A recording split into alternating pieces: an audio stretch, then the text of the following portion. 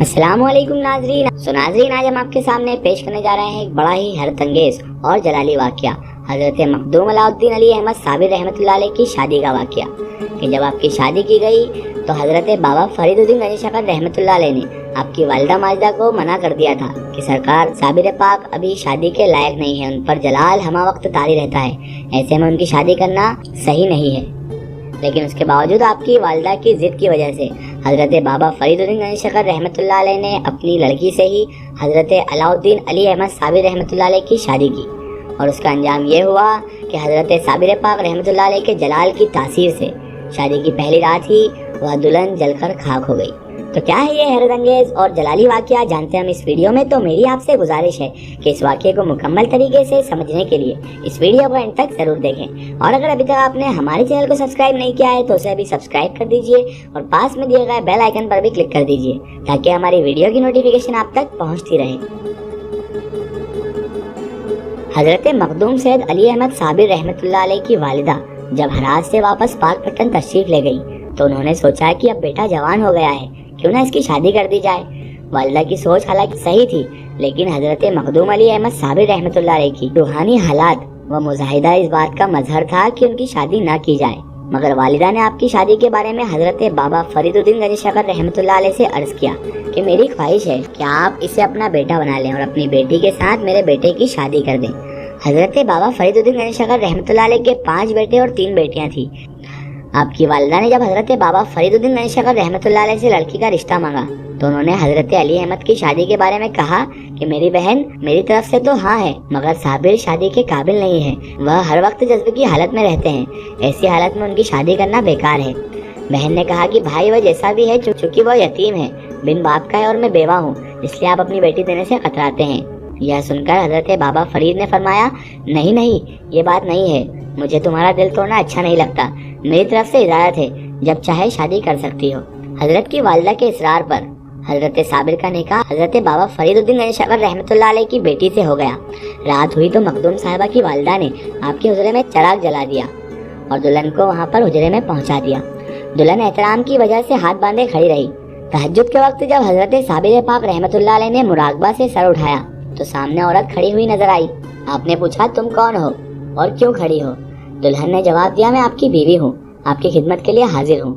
हजरत मखदूम साहब ने फरमाया, खुदा अकेला है और मैं उसका बंदा हूँ और उसके जमाल में डूबा हुआ हूँ। यह कलामात पूरी तरह से अदा भी न हुए थे कि अचानक जमीन से आग का शोला भड़का और दुल्हन को जलाकर खाक तर कर दिया। और एक रिवायत में ये लिखा है कि आपके इन लफ्जों पर जहाँ आप थे वहाँ अल्लाह के अनवारी जलाल का मुजाहिरा हुआ, जिन्हें आपकी दुल्हन बर्दाश्त न कर सकी और बेहोश होकर गिर गई और कुछ देर के बाद वह अल्लाह को प्यारी हो गई।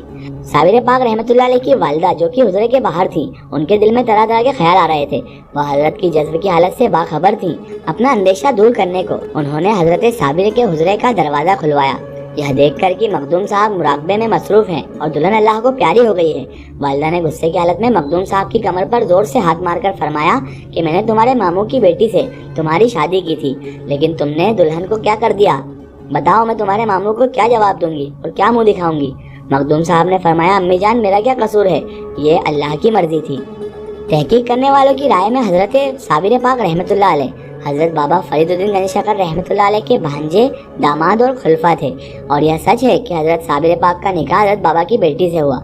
जैसा कि इससे कबल लिखा जा चुका है कि हजरत बाबा की सिर्फ 3 बेटियां थी, जिनमें सबसे बड़ी और छोटी लड़कियों के शौहरों के नाम लिखे हैं और मंझली बेटी शरीफा के शौहर का कहीं भी नाम नहीं मिलता, जिससे पता चलता है कि हजरत साबिर का निकाह हजरत बीबी शरीफा से ही हुआ था।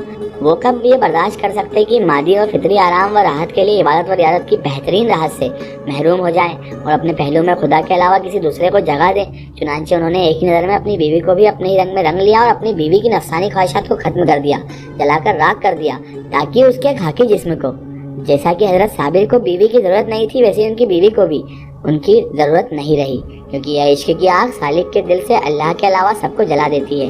जलाने और बर्बाद करने से मायने सूफिया की पाक जमात के नजदीक नफ्स की ख्वाहिश को जलाना व खत्म करना है। हजरत साबिर पाक रहमतुल्लाह अलैह के जलाल का यह आलम था कि कोई शख्स भी आपके नजदीक बैठ नहीं सकता था। अगर कोई बैठने की कोशिश भी करता तो जलाल की गर्मी की वजह से उसे बिजली की तरह करंट लगता, जो उसकी कुव्वत बर्दाश्त से बाहर होता। हजरत साबिर पाक रहमतुल्लाह अलैह की बीवी اور اپنی بہو کی اچانک موت سے حضرت صابر پاک کی والدہ کے دل پر بڑی گہری چوٹ پہنچی اور وہ بیمار پڑ گئیں۔ رفتہ رفتہ بیماری بڑھتی گئی، آخر 2 محرم 614 ہجری جمعہ کو اس دنیا کو چھوڑ کر چلی گئیں۔ آپ کی والدہ کے انتقال کے بعد آپ کا استغراق اور بڑھ گیا اور اس کے بعد آپ نے لنگر بانٹنا بھی چھوڑ دیا۔ ناظرین، یہ تھا سرکار صابر پاک رحمۃ اللہ علیہ کا ایک بڑا ہی جلالی واقعہ، جس میں آپ کے جلال سے، آپ کی جلال کی تپش سے آپ کی شریک حیات ہی جل کر خاک ہو گئی اور اللہ کو پیاری ہو گئی۔ سرکار صابر پاک رحمۃ اللہ علیہ پر ایک وجد کی کیفیت، ایک جلال کی کیفیت ہمہ وقت طاری رہتی تھی، جس کا عالم یہ تھا کہ کوئی عام شخص آپ کے پاس بیٹھنے میں بھی کتراتا تھا، کیونکہ اسے ایک بجلی ایسا کرنٹ لگتا تھا۔ تو اسی بات سے آپ اندازہ لگا لیجیے کہ آپ کتنے جلالی بزرگ ہیں۔ اس واقعے کا ریفرنس ہے سیر الاقطاب۔ اگر یہ ویڈیو آپ کو بہت ہی پسند آئی ہے تو کمنٹ میں یا صابر حق صابر ضرور لکھیں۔ اللہ تعالیٰ سے یہی دعا ہے کہ اللہ تعالیٰ رسول خدا صلی اللہ تعالیٰ علیہ وسلم کے صدقے طفیل ہمیں تمام اولیاء کرام اور بزرگان دین سے محبت کرنے کی توفیق عطا فرمائے اور ہمیں ہر برے کام سے، ہر برے اعمال سے ہمیشہ بچائے رکھے اور صراط المستقیم کی راہ پر چلنے کی توفیق عطا فرمائے، آمین ثم آمین۔ ناظرین، آپ کو یہ ویڈیو کیسی لگی ہمیں کمنٹ میں ضرور بتائیں اور ہمارے چینل کو سبسکرائب کرنا نہ بھولیں اور اس ویڈیو کو زیادہ سے زیادہ شیئر کریں اور اسے ہر مسلمان تک ضرور پہنچائیں۔